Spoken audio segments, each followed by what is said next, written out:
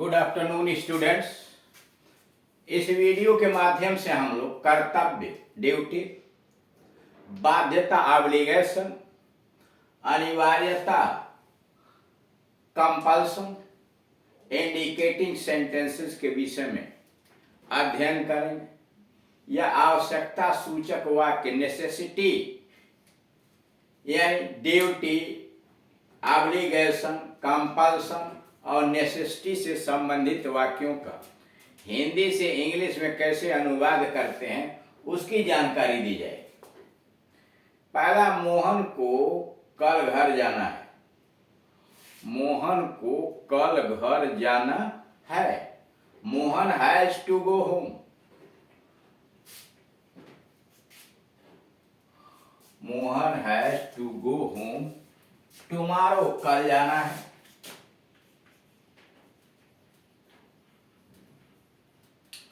Mohan has to go home tomorrow, Mohan को कल घर जाना है। Mohan has to go home tomorrow.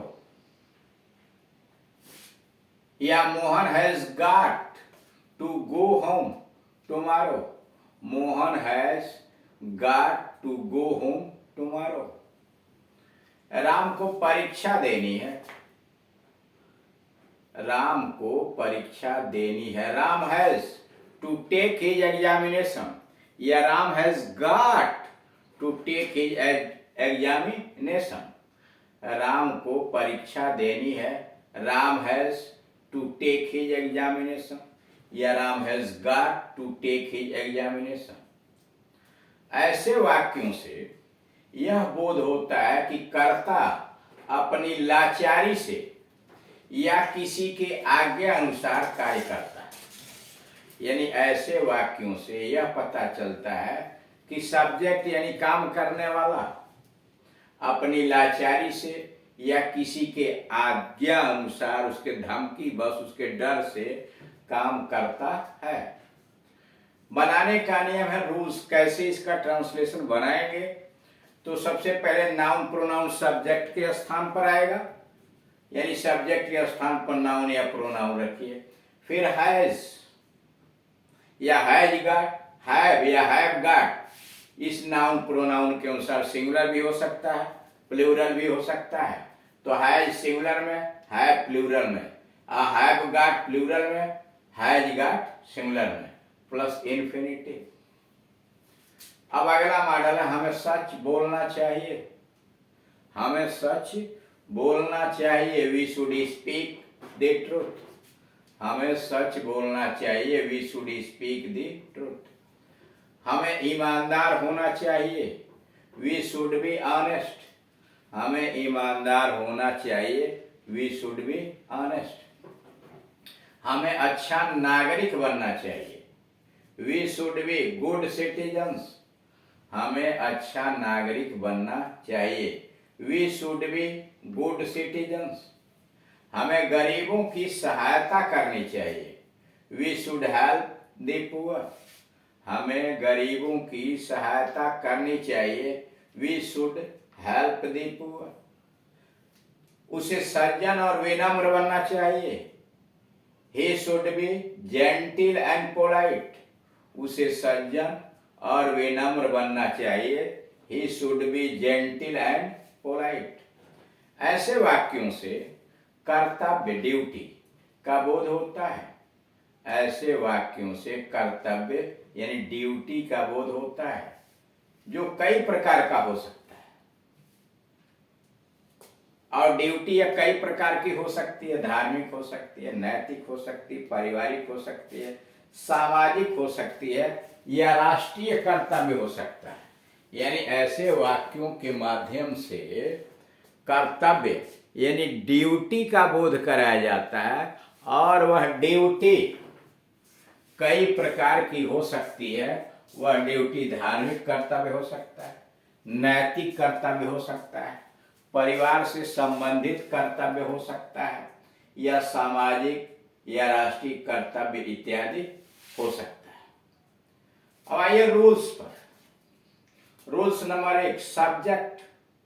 सबसे पहले कर्ता लिखिए। यानी नाउन या प्रोनाउन। उसके बाद शुड लगाइए, अब प्लस इन्फिनेटिव विदाउट टू।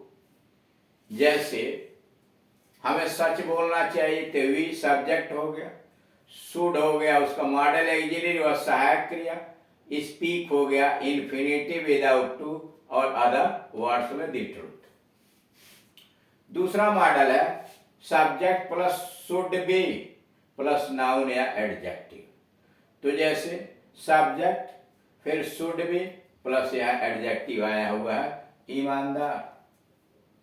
यानी दो मॉडल हैं, इसके रूल्स हैं बनाने के लिए। पहला हो गया subject plus should plus infinitive without to, और आगे अदर वर्ड्स अगर दूसरे शब्द आए हुए हैं तो उसे लिखें, नहीं आया तो कोई बात नहीं। दूसरा मॉडल हुआ सब्जेक्ट लिखिए, शुड भी लिखिए, नाउन और एडजेक्टिव उसके बाद। नोट, जब ऐसे वाक्यों में नहीं आता है, हिंदी वाक्यों में अगर नहीं आता है तब अनुवाद में नॉट का प्रयोग होता है। यानी ऐसे हिंदी वाक्यों में अगर नहीं आया हुआ है तो उस नहीं के लिए शुड के बाद नॉट का प्रयोग किया जाता है, यानी नॉट लगता है शुड के बाद। और इस प्रकार के निगेटिव वाक्यों से भी कर्तव्य का भाव व्यक्त होता है।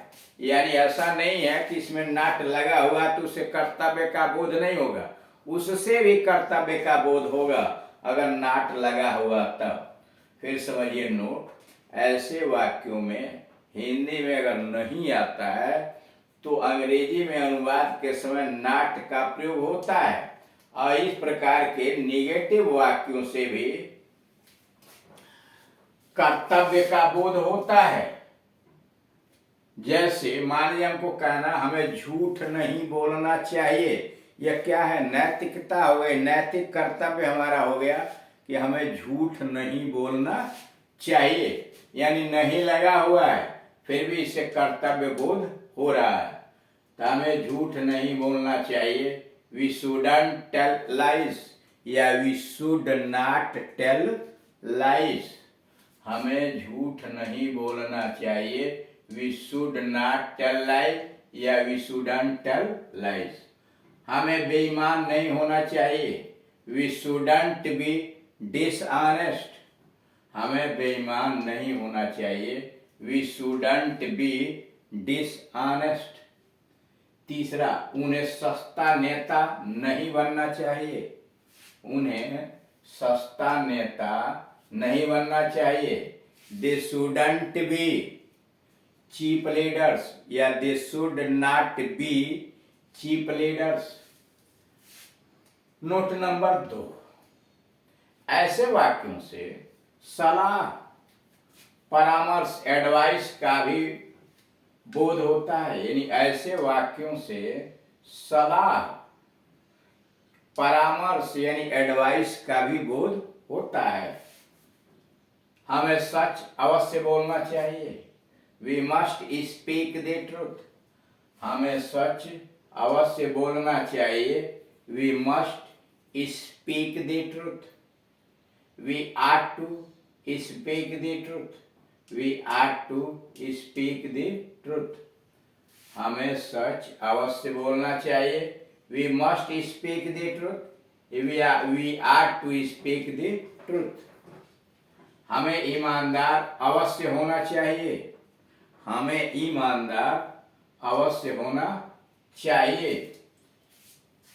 We must be honest, we must be honest, या we ought to be honest, we ought to be honest. यानी मस्ट से भी हो जाएगा और आट टू बी से भी हो जाएगा। हमें ईमानदार अवश्य होना चाहिए, वी मस्ट बी ऑनेस्ट या we ought to be honest. Number 3, हमें अच्छा नागरिक अवश्य बनना चाहिए, we must be good citizens, हमें अच्छा नागरिक अवश्य, जरूर, अवश्य और जरूर आता है तो वह काम आवश्यक है तो वह मस्ट लगा दिया जाता है। हमें अच्छा नागरिक अवश्य बनना चाहिए, we must be good citizens या we ought to be good citizens, हमें अच्छा नागरिक जरूर बनना चाहिए या अवश्य बनना चाहिए। We must be good citizens या we ought to be good citizens. उसे आदेश का पालन जरूर करना चाहिए। ही मस्ट ओबे, उसे आदेश का पालन जरूर करना चाहिए। ही मस्ट ओबे अथवा he must be obedient, he must be obedient या ही आट टू ओबे, ही मस्ट के जगह पर आट टू लगा दिया, ही आट टू ओबे अथवा he ought to be obedient, he ought to be obedient. ऐसे वाक्यों से भी कर्तव्य बाध्यता का बोध होता है और इसे जोरदार इम्फेटिक तरीके से व्यक्त किया जाता है। कर ऐसे वाक्यों से भी, यानी जो ऊपर लिखा हुआ है, इनसे कर्तव्य या बाध्यता का बोध होता है और इसे जोरदार इम्फेटिक तरीके से व्यक्त किया जाता है। और रूल से पहला सब्जेक्ट लिखिए, फिर मस्ट लिखिए, इन्फिनिटिव विदाउट टू, यानी सब्जेक्ट लिखा, मस्ट लिखा, इन्फिनिटिव विदाउट टू। दूसरा है सब्जेक्ट लिखा, मस्ट भी नाउन और एडजेक्टिव, जैसे यहां हुआ है सब्जेक्ट लिखा,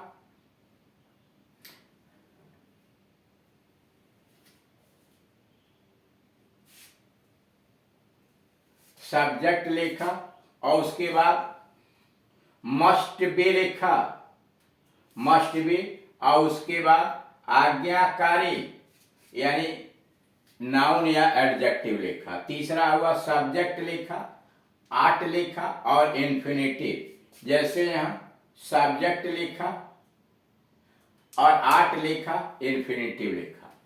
चौथा सब्जेक्ट लिखा, आट टू बी लिखा और plus noun, ought to be plus noun.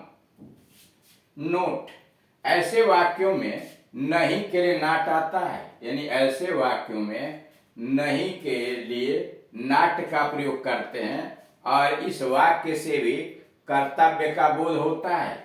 जैसे हमें झूठ अवश्य नहीं बोलना चाहिए, वी मस्टंट टेल लाइज या we must not tell lies. We aren't to tell lies, we aren't to tell lies, we are not to tell lies. हमें झूठ अवश्य नहीं बोलना चाहिए, we are not to tell lies.